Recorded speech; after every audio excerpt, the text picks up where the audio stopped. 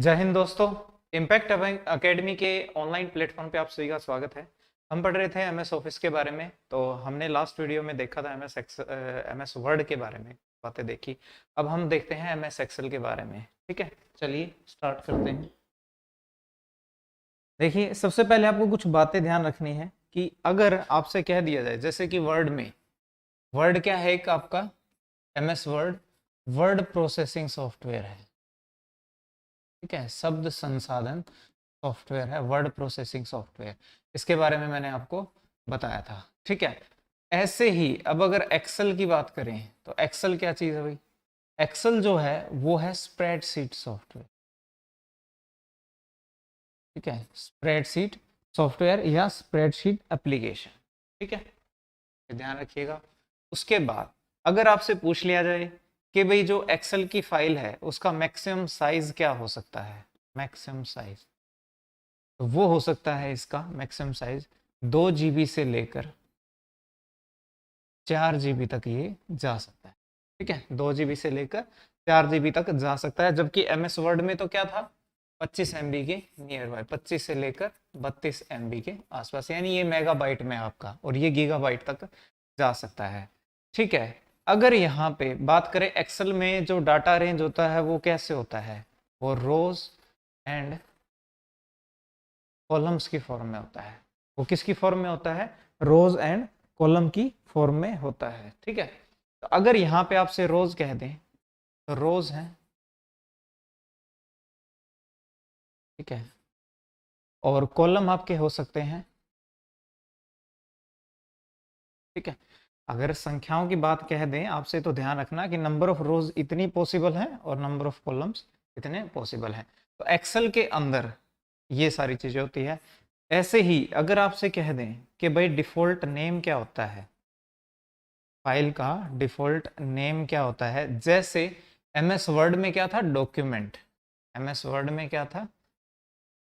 Document 1। ठीक है, तो ऐसे ही इसमें होता है बुक 1। ये आप ध्यान रखिएगा। ठीक है, कुछ बातें हैं इसके बारे में, ध्यान रखिएगा। एक आपसे कहा जाए कि जो इसका फाइल नेम होगा, कोई भी एमएस वर्ड हो चाहे एक्सेल हो, फाइल नेम, उसमें मैक्सिमम कैरेक्टर कितने आ सकते हैं? तो उसमें मैक्सिमम कैरेक्टर आ सकते हैं 256। ये ध्यान रखिएगा, 256 उसमें मैक्सिमम कैरेक्टर आ सकते हैं, यानी कि इतने कैरेक्टर यूज करके आप फाइल का नाम दे सकते हो। लेकिन हम इतने ज्यादा कैरेक्टर कभी यूज करते नहीं है, कम ही यूज करते हैं, 30-32 तक ही मैक्सिमम यूज करते हैं। ठीक है, बाकी आप यूज कर सकते हो।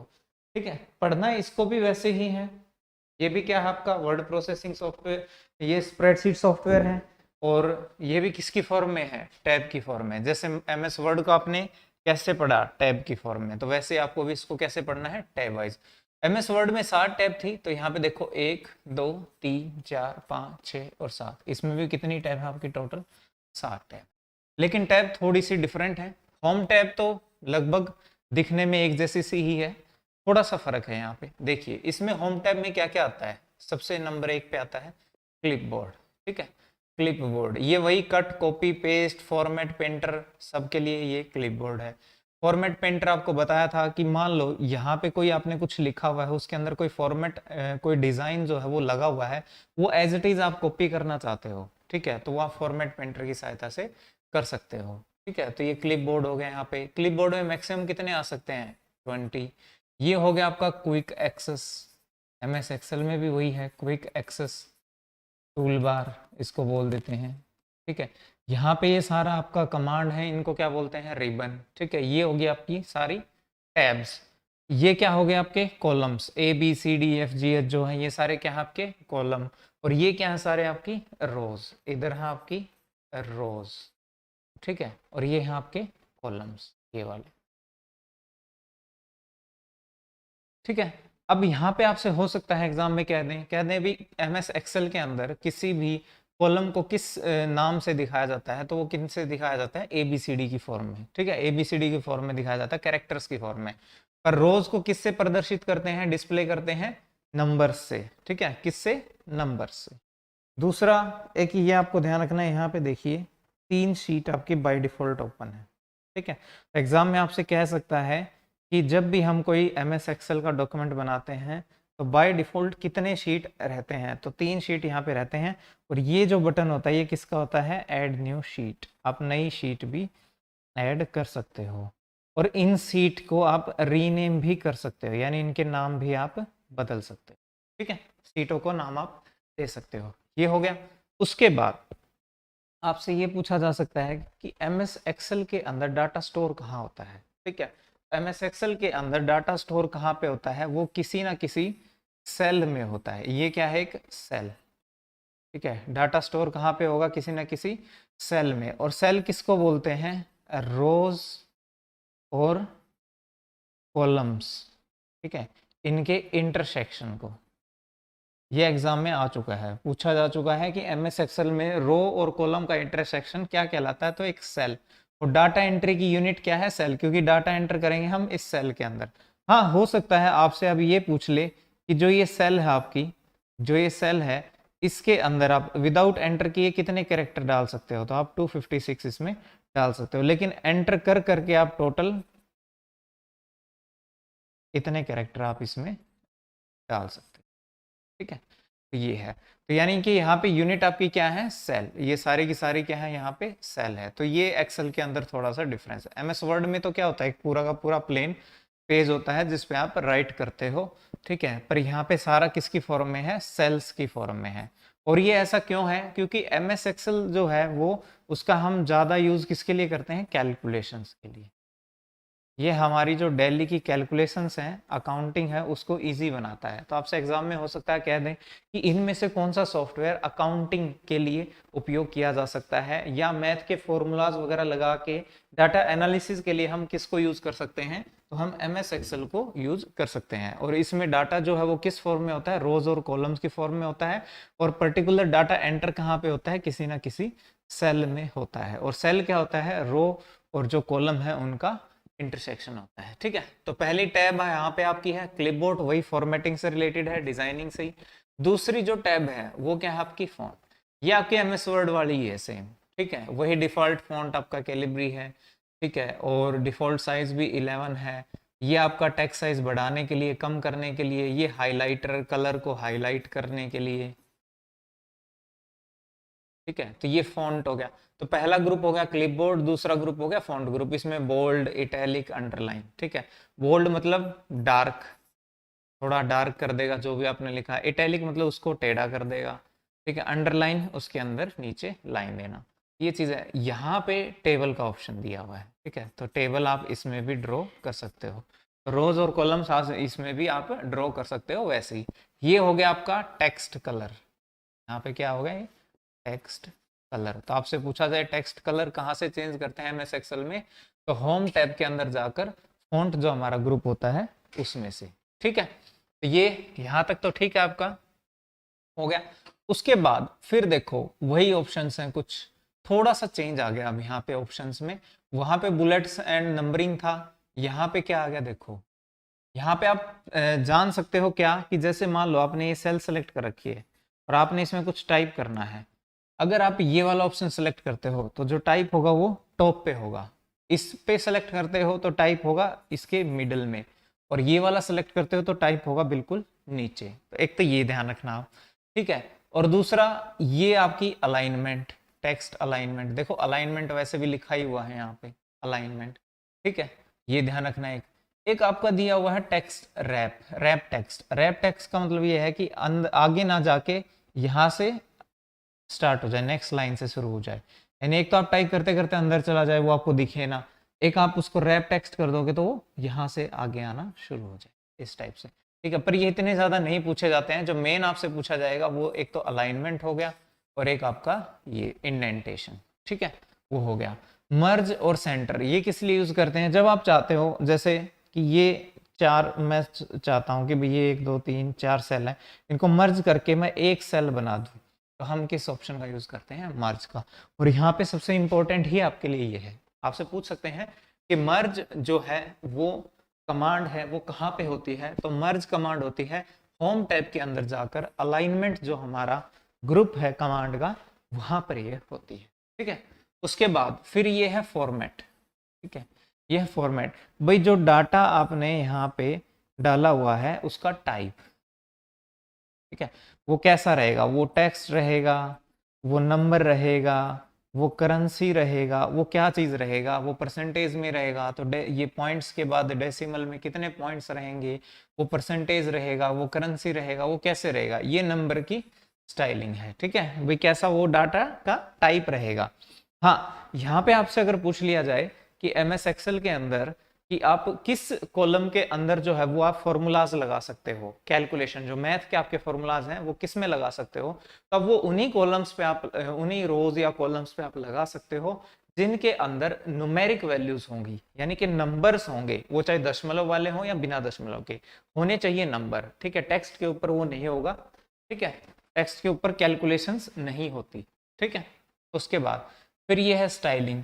स्टाइलिंग तो वही है जो आपके सेल वेल है, इनको डिजाइनिंग वगैरह देना, हेडिंग देना, इनको थोड़ा कलरिंग वलरिंग देना, वो सारी चीजें। ये कोई सेल नई इंसर्ट करनी है, डिलीट करनी है, उसको फॉर्मेट करना है, डिजाइन करना है, तो वो सारी चीजें। ठीक है, अब यहाँ पे सबसे मेन जो कमांड आपसे पूछी जाए, ठीक है, तो ये हो गया आपके क्या क्या हो गए इसमें group, clipboard, font, alignment, number, styles, cell और एडिटिंग। तो ये देखो एडिटिंग यहाँ भी है, यानी एमएस वर्ड में भी होम टैब में एडिटिंग आ चुकी है और एक्सेल में भी एडिटिंग यहाँ पे आ चुकी है। और इसमें सबसे मेन जो कमांड आपकी यूज होती है ऑटो सम। ठीक है, ऑटो सम और सॉर्ट एंड फिल्टर और फाइंड एंड सब। ठीक है, देखो फाइंड एंड सेलेक्ट, तो यहाँ पे आपको कुछ ढूंढना है इस सीट पे, तो वो है। और सॉर्ट एंड फिल्टर क्या है कि जैसे मान लो आपने इस कॉलम में कुछ यहाँ डाटा डाला हुआ है, आप उसको सॉर्ट करना चाहते हो असेंडिंग में, डिसेंडिंग में, अल्फाबेटिकली सॉर्ट करना चाहते हो, अगर वो कुछ कैरेक्टर्स में लिखा हुआ है तो, या अगर नंबरों में लिखा हुआ है तो आप उनको नंबरों को असेंडिंग डिसेंडिंग कर सकते हो, वो सब आप यहाँ से कर सकते हो। ठीक है, और सबसे यूजफुल है ऑटोसम। ऑटोसम क्यों यूजफुल है, क्योंकि ये जितने भी आप सेलेक्ट करोगे सेल, जितने भी आप सेल सेलेक्ट करोगे उनका सम कर देगा, सभी का टोटल कर देगा, और सबसे ज्यादा यूज करते हैं इसको, टोटल कर देगा ये। ठीक है, तो ये ध्यान रखना, तो ये बहुत इंपॉर्टेंट है यहाँ पे टोटल करने के लिए ऑटो सम। ठीक है, ये कहाँ पे है, एडिटिंग में। सॉर्ट एंड फिल्टर, फाइंड, कुछ ढूंढना है तो वो कंट्रोल है, वो चीज यहाँ। ओके, तो ये चीज आप ध्यान रखिएगा। अब यहाँ पे अगर आपको पता करना हो कि एग्जैक्ट सेल कौन सी है, यानी कि आपसे कहें एग्जाम में जैसे पूछ ले, कहते हैं किसी भी सेल का एड्रेस क्या होता है, एड्रेस क्या होता है कि जैसे ये है मान लो सेल, ठीक है, ये सेल है आपकी, अब इसका एड्रेस क्या है, तो वो देखो कॉलम नेम क्या है इसका, एस, कॉलम नेम क्या है इसका, एस, और इसकी रो देखो क्या है, रो नंबर है 6, तो इस कॉलम, इस सेल का एड्रेस जो वो क्या हो गया, S6, S6। ठीक है, तो आपसे पूछा जाए एग्जाम में कि एमएस एक्सेल के अंदर किसी भी सेल का जो एड्रेस होता है वो किस से स्टार्ट होता है, वो रो से स्टार्ट होता है या कॉलम से स्टार्ट होता है, तो वो किस से स्टार्ट होता है, कॉलम में, ABCD से। ठीक है, और उसके बाद दूसरा क्या होता है आपका, रो नंबर। ठीक है, तो ये मैंने आपको बता दिया सारा, ये आप ध्यान रखिएगा कितने क्या रो हो सकते हैं, कितने कॉलम हो सकते हैं, ये चीजें ध्यान रखना। ठीक है, चलिए आगे बढ़ते हैं। ये आपका था क्या, होम टैब। होम टैब में आपको मेन आपको बता दिया, तो आपको टैब वाइज ही इनको पढ़ना है। चलिए आगे बढ़ते हैं, नेक्स्ट। ठीक है, आगे क्या है, नेक्स्ट इंसर्ट। अब इंसर्ट के अंदर देखिए क्या क्या आता है, नंबर 1 टेबल्स, आप टेबल्स इंसर्ट करना चाहते हो तो वो चीज है, बाय डिफॉल्ट ये रोज कॉलम में है ही, आप टेबल को बोल सकते हो कि एक रो और कॉलम टेबल ही होती है, पर आप इनके अंदर भी टेबल इंसर्ट कर सकते हो। ठीक है, दूसरा क्या है, इलस्ट्रेशन, ये एमएस वर्ड जैसा ही है, चार्ट्स, लिंक्स और टेक्स्ट। इनमें देखो सबसे मेन क्या है आपके लिए, एक तो टेबल, टेबल इंसर्ट करनी है तो वो भी टेबल से, और दूसरा क्या है यहाँ पे, pivot table, pivot table. Pivot table इसको बोलते हैं समरी, यानी कि बहुत सारा डाटा रखा है, कई सारी टेबल हैं, उन डाटा से समरी निकाल ली, समराइज कर लिया डाटा को, एक एनालिसिस कर ली प्रॉपर, और उसकी एक छोटी सी हम टेबल बना ले एनालिसिस की। तो एग्जाम में सीधा सीधा पूछ लेते हैं पाइवोट टेबल क्या होता है, तो एक समरी टेबल होती है, डिफरेंट टेबल से जो है वो डाटा कलेक्ट करके इसको बनाया जाता है। और ये कहाँ पे मिलता है, ये टेबल कमांड ग्रुप में मिलता है इंसर्ट टैब के अंदर। ठीक है, तो यहाँ पे दो है आपका, पाइवोट टेबल और ये सिंपल टेबल। ठीक है, उसके बाद इलस्ट्रेशन में क्या है, पिक्चर्स रिलेटेड काम आ गया सारा। तो फोटोज आप इंसर्ट कर सकते हो, क्लिप आर्ट यानी कि जो पहले से इसमें बने फोटोज कुछ पड़े हैं वो आप यूज कर सकते हो, शेप डिफरेंट टाइप के जैसे कि एरो, रेक्टेंगल और इस तरह बहुत सारी शेप्स हैं इसमें, वो यूज कर सकते हो। आर्ट, कुछ डायग्राम से पहले से बने पड़े हैं वो यूज कर सकते हो। इसमें आप चार्ट्स भी यूज कर सकते हो, चार्ट जैसे कि कॉलम वाइज चार्ट, आप फोटो से पहचान पा रहे हो ना, ये सारे चार्ट हैं। ये कॉलम का चार्ट है, ये लाइन चार्ट है, ये पाई चार्ट है, ये बार चार्ट है, एरिया चार्ट है, स्कैटर चार्ट है। ठीक है, तो अदर और भी बहुत सारे फॉर्मेट्स हैं इसमें चार्ट्स के। तो मेन ये रहता है चार्ट्स, क्योंकि देखो चार्ट से क्या होता है कि एक प्रॉपर एनालिसिस है ना, एक ओवरव्यू बहुत अच्छे से मिलता है कि भाई हाँ ये ऐसे। ठीक है, ग्रोथ को हम देख सकते हैं किसी भी चीज की, कि ग्रोथ है या डिक्रीमेंट है, किसी चीज में कुछ चीज बढ़ रही है। जैसे कि आपको महंगाई है, अब इकोनॉमिस्ट होते हैं वो महंगाई देखनी है कि बढ़ रही है कम हो रही है, तो वो हर ईयर वाइज क्या बना लेते हैं, चार्ट बना लेते हैं। ठीक है, शेयर मार्केट है, मार्केट गिर रही है या उठ रही है, तो वो ग्राफ जो हमारा बनता है चार्ट वो हमें बता देता है। यानी चार्ट एक प्रॉपर एनालिसिस करने के लिए हमारी हेल्प करता है। और इस चार्ट को डाटा कहाँ से मिलता है, इन्हीं सेल से ही। तो हम प्रॉपर यहाँ पे जैसे हम पूरा एक वो टेबल बनाएंगे, हमारा प्रॉपर डाटा फीड करेंगे यहाँ पे, और उस डेटा से ही हमारा क्या क्रिएट हो जाएगा, चार्ट क्रिएट हो जाएगा। ठीक है, यानी इस चार्ट को जो डेटा है वो कहाँ से मिलेगा, इन सेलों से मिलेगा। ठीक है, तो ये ध्यान रखना आप। तो आपसे पूछ लिया जाए चार्ट कहाँ पे होता है, तो इंसर्ट टैब में होता है। लिंक, हाइपर लिंक, किसी भी वेबसाइट का कोई यहाँ पे जैसे आपको लिंक क्रिएट करना है, उस पर क्लिक करते ही वो उस वेबसाइट पे चला जाए, तो वो हो गया हाइपर लिंक। ठीक है, ये ध्यान रखना। और इसकी पहचान कैसे होती है, जैसे ही माउस आप इसके ऊपर लेके आते हो ऐसे हाथ का निशान, उंगली का निशान बन जाता है ऐसे। ठीक है, ये क्लिकेबल होता है, क्लिक करके दूसरे पे जा सकते हैं। टेक्स्ट बॉक्स, आपको एक बॉक्स अलग से ऐड कर सकते हो जिसमें आप टेक्स्ट टाइप कर सकते हो। इसकी हाइट विड्थ को आप कम ज़्यादा कर सकते हो। हेडर फुटर डाल सकते हो, वर्ड आर्ट पहले से बने कुछ जो शब्द हैं उनके डिज़ाइन आप डाल सकते हो, सिग्नेचर ऐड कर सकते हो, ऑब्जेक्ट कोई भी फोटो वीडियो कुछ भी आप इसमें अटैच कर सकते हो, और सिंबल्स वगैरह आप यहाँ से अटैच कर सकते हो। अगर आपको किसी स्पेशल सिंबल की ज़रूरत है तो वो भी आपको इंसर्ट टैब में मिल जाएगा। ठीक है, तो ये ध्यान रखिएगा इसके बारे में। चलिए आगे बढ़ते हैं। तो ये तो हमारा क्या था, इंसर्ट टैब, सेकंड टैब था हमारा इंसर्ट टैब। Okay, next. अब उसके बाद आते हैं हमारा पेज लेआउट। पेज लेआउट जो है ये भी कुछ कुछ दिखने में वैसा सही होता है जैसा कि हमारा किस में था, एमएस वर्ड में था। ठीक है, एमएस वर्ड में देखिए यहाँ पे सेम है ये थीम। थीम क्या है, पहले से कुछ बना डिजाइन है, कुछ कलर्स हैं, कुछ फॉन्ट्स है, वो पहले से प्री फॉर्मेटेड डिजाइन, आप ऐसा बोल सकते हो। थीम क्या होते हैं, प्री फॉर्मेटेड डिजाइंस, पहले से ही कुछ डिजाइंस हैं वो बना दिए गए हैं। ये एग्जाम में आ चुका है, पूछ चुके हैं कि प्री फॉर्मेटेड डिजाइन को क्या बोलते हैं, थीम्स। ठीक है, उसके बाद कलर्स वगैरह, फॉन्ट्स वगैरह हो गए, इफेक्ट्स वगैरह, वो आप यहाँ से उठा सकते हो। ठीक है, थीम के अंदर। उसके बाद जो मेन टैब है वो आपकी है पेज सेटअप। देखो एग्जाम में क्वेश्चन पुट होगा यहाँ से पेज सेटअप से। अब पेज सेटअप का किसके लिए यूज करेंगे, पेज की सेटिंग के लिए। और पेज की सेटिंग क्यों करनी है, क्योंकि जब हमें इस डॉक्यूमेंट को प्रिंट करना है तो सेटिंग तो करनी पड़ेगी। अब उसमें हम क्या क्या कर सकते हैं, मार्जिन सेट कर सकते हैं। 4 टाइप का मार्जिन है आपका, top margin, left margin, bottom margin और राइट मार्जिन, यानी स्पेस जिस पे कुछ भी लिखा नहीं होगा वो। पेज ओरिएंटेशन 2 टाइप की है आपकी, पोर्ट्रेट और लैंडस्केप। बाय डिफॉल्ट कौन सी होती है, पोर्ट्रेट, जैसे एमएस वर्ड में भी पोर्ट्रेट थी तो यहाँ भी पोर्ट्रेट है। ठीक है, पेज साइज अलग अलग, आप A3, A4, लेटर, एनवलप, अलग अलग साइज है वो आप सेलेक्ट कर सकते हो। इसमें एक ऑप्शन एक्स्ट्रा है, प्रिंट एरिया। प्रिंट एरिया ये ऑप्शन एक्स्ट्रा क्यों है, क्योंकि जरूरी नहीं कि आप ये पूरी की पूरी आप शीट प्रिंट करना चाहो। आप चाहते हो कि किसी एक पेज पे पर्टिकुलर इतना ही प्रिंट आए। ठीक है, यानी एक पेज पे मान लो कि इतना ही प्रिंट आए, तो आप इसको प्रिंट एरिया के अंदर ले सकते हो।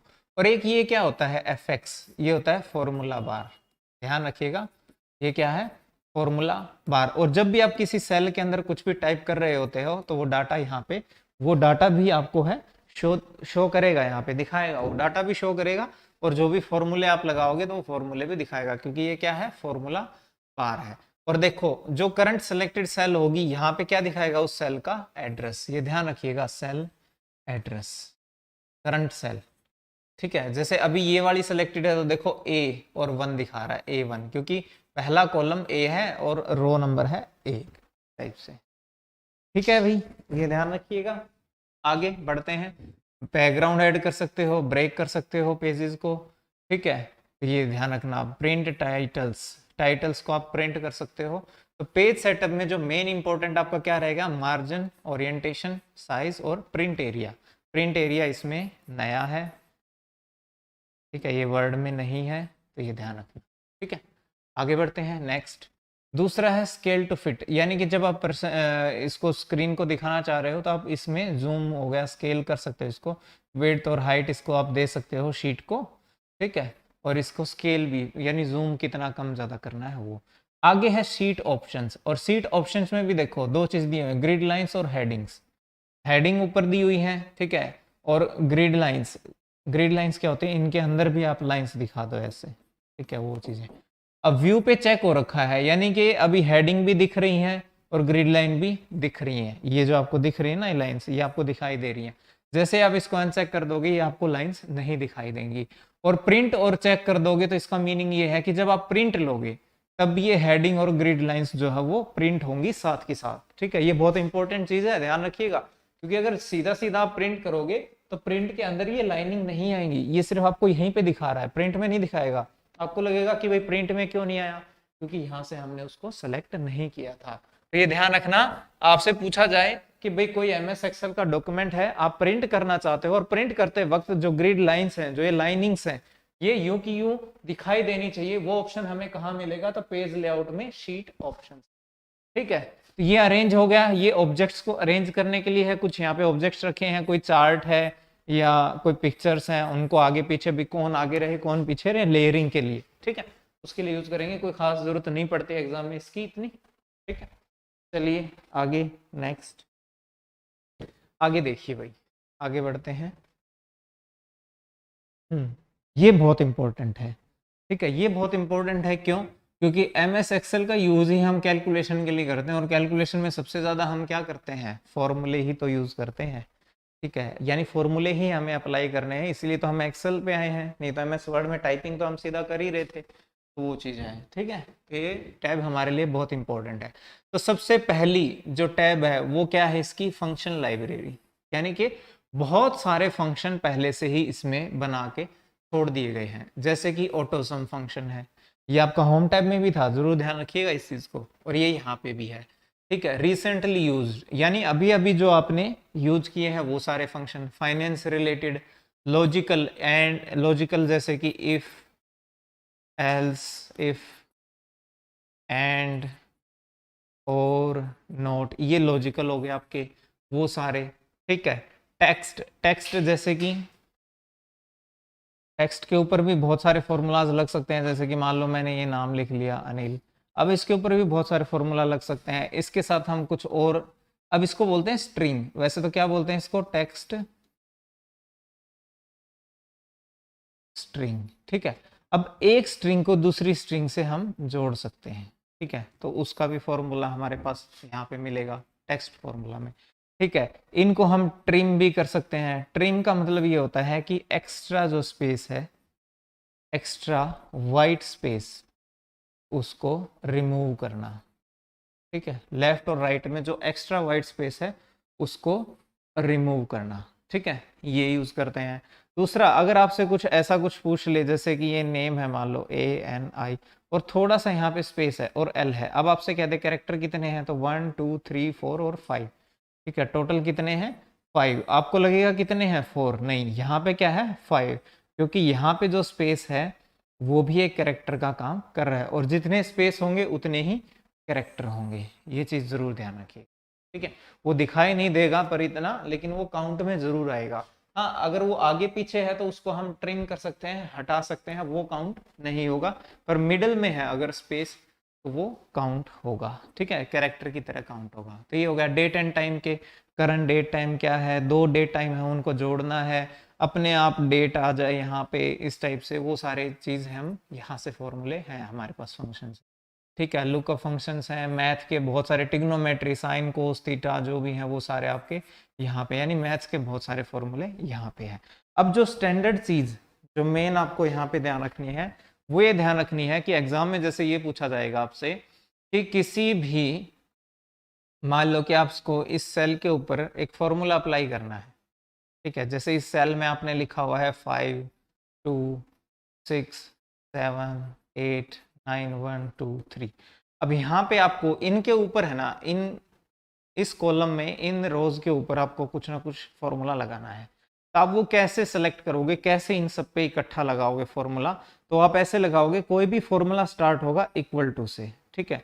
अब अगर आप इनका सम करना चाहते हो, अब आगे नेक्स्ट जो क्या होगा वो फॉर्मूला नेम, ठीक है, ये जरूर ध्यान रखिएगा। क्या होगा? इक्वल टू का साइन है, फिर फॉर्मूला नेम। वो अब सम भी हो सकता है, वो मिन भी हो सकता है, वो मैक्स भी हो सकता है, ठीक है, वो एवीजी यानी कि वो एवरेज भी हो सकता है, वो काउंट भी हो सकता है, ठीक है। अब आगे कैसे करेंगे? जैसे यहाँ पे जैसे मान लो हम सम करना चाह रहे हैं, अब हम देंगे रेफरेंस। रेफरेंस कैसे? हमारी पहली सेल का एड्रेस क्या है, ठीक है। तो पहली सेल जिससे हम स्टार्ट करना चाह रहे हैं उसका एड्रेस क्या है? एच। अब इसका रो नंबर देखो, इसका रो नंबर है 2, तो H2।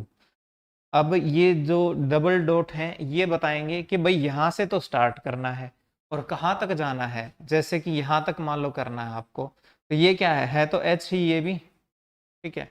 और ये रो नंबर क्या है इसका? 10। तो H2 से लेके H10 तक, यानी H2 से लेकर H10 तक क्या कर दिया जाए? सम कर दिया जाए, इनको जोड़ दिया जाए। तो इनको बोलते हैं सेल रेफरेंस, ठीक है, सेल एड्रेस रेफरेंस आप बोल सकते हो, ठीक है, इस टाइप से। तो सेम आप सम करोगे तो क्या हो जाएगा? इन सब का जोड़ हो जाएगा यहाँ पे। और जिस भी सेल में, जरूरी नहीं है कि आप यहीं पे करो, आप यहाँ भी लिख सकते हो ये फॉर्मूला। तो इन सब का जो टोटल हो के वो यहाँ पे आपको दिखा देगा, ठीक है। यानी जब भी आपको फॉर्मूला लगाना है, इक्वल टू का साइन लिखना है, फिर फॉर्मूला का नेम लिखना है। अब काउंट क्या करेगा? देखो ये स्टैंडर्ड फंक्शन है, वैसे तो बहुत सारे फंक्शन है, ये स्टैंडर्ड फंक्शन है जो आपको ध्यान रखने हैं। काउंट क्या रिटर्न करेगा? काउंट जब आप ये चीज इसको सप्लाई करोगे यहाँ पे, तो काउंट ये बता देगा टोटल है कितने, 1 2 3 4 5 6 7 8 9। तो ये काउंट बताएगा ये कितने हैं टोटल, 9 है। सम इनका टोटल कर देगा। मिन इनमें से छोटा अक्षर कौन सा है, ठीक है, छोटा नंबर कौन सा वो निकाल देगा। मैक्स इनमें से सबसे बड़ा नंबर कौन सा वो। एवरेज इन सबको टोटल करके इनका एवरेज आपके लिए निकाल के दे देगा, ठीक है। तो ये स्टैंडर्ड फंक्शन है जो एग्जाम में पूछे जाते हैं, ये आप ध्यान रखिएगा, ठीक है। तो ये फॉर्मूलाज हो गए आपके। इसके अंदर बहुत सारे फॉर्मूलाज हैं, बहुत सारे फॉर्मूला, ठीक है। सबसे ज़्यादा पूछे जाने वाले एग्जाम में ये हैं। तो ये फॉर्मूले जो है आप जरूर ध्यान रखिएगा। और फॉर्मूला स्पेशल टैब है, कौन से नंबर पे है? 1 2 3 4th आपकी जो है वो कौन सी है? फॉर्मूला टैब है, ठीक है। उसके बाद नेक्स्ट आगे बढ़ते हैं। देखिए आगे है डाटा टैब। ये एमएस वर्ड में नहीं थी, ना फॉर्मूला थी ना डाटा थी, ठीक है। डाटा टैब, इसका जो मेन जो इंपॉर्टेंस है ना वो है डाटा सोर्स प्रोवाइड करना। डाटा सोर्स प्रोवाइड करना, डाटा सोर्स मतलब वो इंटरनल भी हो सकता है और एक्सटर्नल भी हो सकता है। एक्सटर्नल और इंटरनल। इंटरनल मतलब इन्हीं किन्हीं सीटों से ही, जैसे यहाँ पे बहुत सारी सीट है, इन्हीं में से किसी से डाटा हम उठा के लेके आ रहे हैं यहाँ पे। एक एक्सटर्नल मतलब हम बाहर से भी डाटा यहाँ पे ला सकते हैं इस एक्सेल के अंदर। जैसे कि हम कहाँ से ला सकते हैं? एक्सेस से। एमएस एक्सेस, एमएस एक्सेस मैंने आपको बताया था ना क्या होता है MS Access. Database software, DBMS, database management system है, ये एमएस ऑफिस में ही पार्ट है, ठीक है। वहां से आप डाटा ला सकते हो, वेबसाइट से किसी से उठा सकते हो। कोई टेक्स्ट फाइल है टीएक्सटी, ध्यान रखना टीएक्सटी, .txt अगर आपसे कहें तो ये क्या होती है? Text file. तो टेक्स्ट फाइल में भी लिखा डाटा आप जो है वो निकाल सकते हो। टेक्स्ट वो आप यहाँ पे इंपोर्ट कर सकते हो, इसको बोलते हैं इंपोर्ट करना। डाटा को हम इसके अंदर अगर सीट के अंदर लेके आते हैं तो उसको क्या बोलते हैं? इंपोर्ट करना। और इसी सीट से कहीं बाहर अगर डाटा लेके जाना है तो उसको बोलते हैं एक्सपोर्ट करना, ठीक है। ये ध्यान रखना, इंपोर्ट और एक्सपोर्ट। ये कोई और अदर सोर्सेज हैं तो ठीक है, या कोई अभी हमने कहीं कनेक्ट कर रखा है तो किसी सर्वर से या किसी डाटाबेस सिस्टम से, तो वो चीजें यहाँ पे। तो मेन आपको क्या ध्यान रखना है? Gate external data. Data tab में सबसे मेन आपकी टैब क्या है? Gate external data. ये डाटा लाने के लिए है। सॉर्ट एंड फिल्टर, ये वही है सेम आपकी A to Z, Z to A आपको सॉर्ट करना है, या अल्फा नंबरिंग में अगर आप 0 से मतलब जैसे कि असेंडिंग या डिसेंडिंग में आपको सॉर्टिंग करनी है तो सॉर्टिंग एंड फिल्टरिंग यहाँ पे है, ठीक है। फिर उसके बाद एक एग्जाम में पूछा गया था कि MS एक्सेल के अंदर आप जो है डुप्लीकेट जो है डाटा उसको रिमूव करना चाहते हो तो वो कैसे करोगे। जैसे कि मान लो आपने यहाँ पे लिखा हुआ है 5 5 1 1 2 3 4 5 6 7 ऐसे, ठीक है। अब आप चाहते हो कि इसमें जो डुप्लीकेट डाटा है जो बार बार आ रहा है, जैसे कि 5 है बार बार आ रहा है, 1 है वो 2 बार आया है, ठीक है, ये 5 कई बार आया है, तो आप चाहते हो कि डुप्लीकेट डाटा आपको हटाना है तो पूरे को आप सेलेक्ट करिए, ठीक है। सेलेक्ट करके आप क्या कर सकते हो, रिमूव डुप्लीकेट्स का ऑप्शन यहाँ पे लगा सकते हो। रिमूव डुप्लीकेट का ऑप्शन आप यहाँ से ओके कर सकते हो। ये अपने आप क्या कर देगा, जो भी डाटा डुप्लीकेट हो रहा था उनको हटा के एक एक कॉपी उनकी रख लेगा, ये चीज है, ठीक है। तो ये सबसे मेन है आपका यहाँ पे, ठीक है। और दूसरा क्या है, एक है डाटा वैलिडेशन। डाटा वैलिडेशन नाम से आपको पता चल रहा है, वैलिडेशन। वैलिडेशन का मतलब ये है कि वैलिडेट करना। वैलिडेट भाई क्या ये सही है या नहीं है, सही है या नहीं है। जैसे कि मैं चाहता हूं कि यहाँ पे कोई डाटा एंटर हो वो सिर्फ डेट एंड टाइम हो, ठीक है, और कुछ और डाटा एंटर कर दिया तो उसको वैलिडेट करेंगे कि भाई हाँ जो एंटर किया गया है वो डाटा प्रॉपर है कि नहीं है, तो हम वो वैलिडेशंस अप्लाई कर सकते हैं। और ये किस में है, ये सारे के सारे ऑप्शंस डाटा टूल्स में। एनालिसिस वगैरह आप कर सकते हो डाटा के ऊपर बहुत सारी, ठीक है, ये सारे किस में है, डाटा टूल्स में। ग्रुप और अनग्रुप और सब टोटल ये है आपका इसके लिए आउटलाइन, यानी कि आप यहाँ पे क्या कर सकते हो, कई सेल्स के जो है वो आप ग्रुप भी बना सकते हो, सेल्स की ग्रुपिंग कर सकते हो, उनको अनग्रुप, पहले से अगर ग्रुप बने हुए हैं तो उनको आप अनग्रुप कर सकते हो। बहुत ज़्यादा इंपॉर्टेंट नहीं है, जो इंपॉर्टेंट था वो मैंने आपको बता दिया कि एक तो गेट एक्सटर्नल डाटा, बाहर से डाटा लेके आना है, एक सॉर्टिंग फिल्टरिंग हो गया, और एक डुप्लीकेट्स को रिमूव करना है और डाटा को वैलिडेट करना है, तो वो यहाँ से हो जाएगा, ठीक है। चलिए आगे नेक्स्ट, आगे देखिए, आगे है रिव्यू टैब। रिव्यू टैब कुछ कुछ MS वर्ड से आपको मिलती हुई दिखाई दे रही होगी। जो इंपॉर्टेंट चीज है आपके लिए वो है एक तो स्पेलिंग एंड ग्रामर चेक, सबसे पहली क्या है, प्रूफिंग। प्रूफिंग ये ध्यान रखना, प्रूफिंग ये MS वर्ड में भी थी और एक्सेल में भी है प्रूफिंग। तो आप यहाँ पे ग्रामर और स्पेलिंग चेक कर सकते हो, रिसर्च कर सकते हो, आपको एक डिक्शनरी दी जाएगी यहाँ पे पूरी, इसको थीसरस बोलते हैं, डिक्शनरी एग्जाम में आता है। इसके अंदर बहुत सारे वर्ड्स की लिस्ट होती है जिसमें एंटोनिम्स एंड सिनोनिम्स मौजूद होते हैं, एंटोनिम्स एंड सिनोनिम्स मौजूद होते हैं। ट्रांसलेट, एक लैंग्वेज से दूसरी लैंग्वेज में अगर आपको ट्रांसलेट करना है तो, ठीक है, तो ये हो गया आपका प्रूफिंग। फिर आता है कमेंट्स। कमेंट्स में मेन है आपका भाई इन सेल के अंदर कहीं पे आप कमेंट ऐड करना चाहते हो ताकि वो उसके ऊपर माउस लेके आए और क्लिक करें तो वो कमेंट दिखाई दे, अदरवाइज वो ना दिखाई दे, ठीक है, तो वो है कमेंट, यहाँ से आप कर सकते हो। फिर है चेंजेस। चेंजेस ग्रुप में क्या आता है, सबसे नंबर 1 प्रोटेक्ट शीट और प्रोटेक्ट वर्कबुक। देखो अब यहाँ पे आपको क्या ध्यान रखना है, प्रोटेक्ट शीट और प्रोटेक्ट वर्कबुक। कोई भी MS एक्सेल डॉक्यूमेंट है उसको क्या बोलते हैं, वर्कबुक, ठीक है, उसको क्या बोलते हैं, वर्कबुक। और वर्कबुक में क्या होते हैं, शीट्स। वर्कबुक में होते हैं सीट्स और सीट में होते हैं रोज एंड कॉलम्स, और रोज एंड कॉलम से क्या बनती है, सेल। तो बेसिक यूनिट क्या है, सेल। अब आप ये देखना, देखो सेल थी, सेल, फिर रोज एंड कॉलम है, फिर शीट है, फिर वर्कबुक है।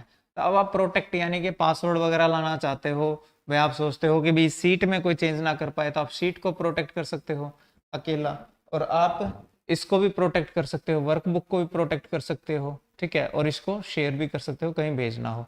ट्रैक चेंजेस ये है कि अलो यूजर टू एडिट रेंजेस, ठीक है। अब यहाँ पे क्या है कि आप चाहते हो कि लोग इसमें जो है चेंजेस ना कर पाए, या फिर इसमें जो भी चेंजेस हुए हैं किसी ने किए हैं वो आप ट्रैक करना चाहते हो, तो वो चेंजेस यहाँ से आप ट्रैक कर सकते हो, ठीक है। और MS वर्ड में भी आपने देखा था ये ट्रैक चेंजेस का ऑप्शन वहाँ भी था, ठीक है।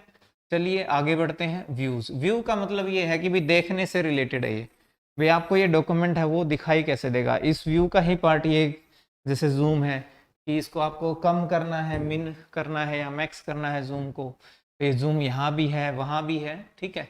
एक आप इसको नॉर्मली जो जैसा आप देख रहे हो वैसे है, एक पेज लेआउट की फॉर्म में आप देखना चाहते हो, पेज ब्रेक करके आप देखना चाहते हो कि भाई जब प्रिंट होगा तो ये कहाँ तक प्रिंट होगा पेजेस की फॉर्म में, तो वैसे आपको डॉट डॉट डॉट में दिखा देगा, मतलब पार्ट्स में बांट देगा कि भाई पेजेस वाइज प्रिंट होंगे तो वो कैसे होंगे। ठीक है, तो ये चीज़ है। फुल स्क्रीन देखना है या कस्टम व्यू, कुछ स्पेशल आप इसमें से निकाल के देखना चाहते हो, वो है। शो और हाइड है, हेडिंग्स दिखानी है कि नहीं दिखानी है, ग्रिड लाइंस, ये लाइनिंग्स जो है ये दिखानी है कि नहीं दिखानी है, रूलर दिखाना है कि नहीं दिखाना है, फॉर्मूला बार आपको ये वाला बार जो है दिखाना है कि नहीं दिखाना है, वो सारा हाइड और शो का यहाँ पे हो गया। तो जूम वगैरह का हो गया।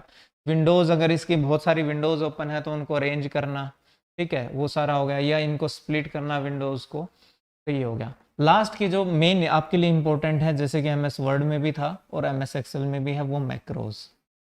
ठीक है, तो मैक्रोज एग्जाम्स में पूछा जाता है, क्या होते हैं? Recorded steps. ये ध्यान रखना आप, क्या होते हैं? Recorded steps. रिकॉर्डेड स्टेप्स होते हैं, और फिर जब आपको जरूरत पड़ती है इन्हीं स्टेप्स को बार बार करने की, तो अब आपको ये बार बार अप्लाई करने की जरूरत नहीं है। आप एक बार इसको रिकॉर्ड करके एक मैक्रो बना के रख लीजिए। मैक्रो क्या होता है? एक स्मॉल फंक्शन, आप ऐसा बोल सकते हैं, स्मॉल फंक्शन, यानी ये एक फंक्शन बन जाएगा, और फिर जब आप इसको रन करोगे तो वो सारे काम कर देगा। जैसे जैसे आपने यहाँ पे कुछ लिखा, पहला स्टेप आपने क्या किया, यहाँ पे कुछ लिखा है, अब इसका आपने पहले फॉन्ट साइज बढ़ा दिया, फिर उसके बाद आपने इसका कलर रेड कर दिया मान लो, ठीक है, फिर आपने इसको इटैलिक कर दिया। इस तरह करके आपने 3 स्टेप किए। अगर आप इनको रिकॉर्ड कर लेते हो और एक मैक्रो बना लेते हो, और वो जब नेक्स्ट टाइम कहीं आप टाइप कर रहे हो और उस मैक्रो को रन कर देते हो, तो जो जो ये काम आपने किए थे इसके अंदर, वो अब आपको दोबारा करने की जरूरत नहीं है, वो डायरेक्ट अप्लाई हो जाएंगे। तो ये है आपकी मैक्रो। ठीक है, मैक्रो। ऊपर का जो था वो क्या था आपका? Title bar. ठीक है, इधर ये क्या है आपका? वर्टिकल स्क्रॉल बार, और ये क्या है आपका? हॉरिजॉन्टल स्क्रॉल बार। स्क्रॉल करना है क्योंकि डॉक्यूमेंट की लेंथ जैसे जैसे बढ़ेगी आप इसको स्क्रॉल करते जाओगे। Default name book 1। ठीक है, डिफॉल्ट नेम क्या है? बुक 1। तो ये तो थी एमएस वर्ड की, एक्सेल की जो है वो टैब्स के बारे में हमने पढ़ा, और जो इंपॉर्टेंट बातें हैं इसके बारे में हमने पढ़ा। इससे पिछली वीडियो में हमने एमएस वर्ड के बारे में पढ़ा था, इसमें पढ़ा है हमने एमएस एक्सेल के बारे में। तो एमएस का जो बेसिक है, एमएस ऑफिस का जो बेसिक है, वो हमारे ये 2 टूल हैं जो एग्जाम्स में बहुत ज़्यादा आते हैं, तो इनके बारे में आप ध्यान रखिएगा। उसके बाद मैं कुछ शॉर्टकट बता देता हूँ, कुछ बेसिक से शॉर्टकट हैं जिनकी हमें ज़रूरत पड़ती है, बार बार पूछे जाते हैं एग्जाम में। नंबर एक तो होता है F1, वो होता है हेल्प कमांड के लिए। ठीक है, हेल्प कमांड। ठीक है, एक होता है F12, ये होता है सेव के लिए, सेव एज का काम करता है। एक होता है F2, ये होता है रीनेम के लिए। ठीक है, कंट्रोल C, ये किसके लिए होता है? कॉपी के लिए। एक होता है कंट्रोल X, कट के लिए। एक होता है कंट्रोल Z, अनडू। ठीक है, कंट्रोल Y, रिपीट। ठीक है, कंट्रोल Y रिपीट के लिए। ठीक है, जो अनडू किया है रिपीट, यानी कि उसको रीडू करना है आपको, तो वो चीज़ है रीडू के लिए। एक होता है कंट्रोल R। ठीक है, कंट्रोल R, ये जस्टिफाई के लिए है, राइट में, जैसे ये अलाइनमेंट के लिए, राइट के लिए। कंट्रोल L, ये लेफ्ट के लिए। ठीक है, कंट्रोल E, ये सबसे ज़्यादा पूछा जाने वाला, सेंटर। ठीक है, ये किसके लिए है? सेंटर के लिए। और ऐसे ये एक और होता है कंट्रोल J, ये जस्टिफाई के लिए। ठीक है, जस्टिफाई के लिए अगर आपको अलाइनमेंट करनी है, जस्टिफाई, तो control J। Control B, bold के लिए। ठीक है, कंट्रोल U, अंडरलाइन के लिए। कंट्रोल I, इटैलिक, इटैलिक में बदलना है तो उसका शॉर्टकट है इस टाइप से। ठीक है, तो ये ध्यान रखिएगा आप। एक होता है कंट्रोल A, सबसे ज़्यादा पूछे जाने वाला, कंट्रोल A, सेलेक्ट ऑल, ये सबको सेलेक्ट कर देता है। ठीक है, कंट्रोल A। इसके बाद एक शॉर्टकट है कंट्रोल F, ये होता है फाइंड के लिए। ठीक है, एक होता है कंट्रोल कंट्रोल एच, ये गो टू, ठीक है, गो टू के लिए, ठीक है? ये ध्यान रखना है, ये कुछ शॉर्टकट्स हैं जो मैंने आपको शेयर किए हैं, ठीक है, ये कुछ शॉर्टकट हैं जो आपको ध्यान रखने हैं, कंट्रोल एच, ठीक है। तो इसके अलावा भी बहुत सारे शॉर्टकट्स हैं, वो आपको पीडीएफ दे दी जाएगी, तो आप उससे पढ़ लीजिएगा उनको। तो ये था एमएस ऑफिस के बेसिक्स के बारे में, इनके एमसीक्यू की जो हमारी क्लास होगी उसमें फिर आप इनके क्वेश्चंस देखिएगा, कैसे क्वेश्चंस इनके पूछे जाते हैं। तो आज की क्लास में इतना ही, मिलते हैं नेक्स्ट क्लास में, तब तक के लिए धन्यवाद, टेक केयर।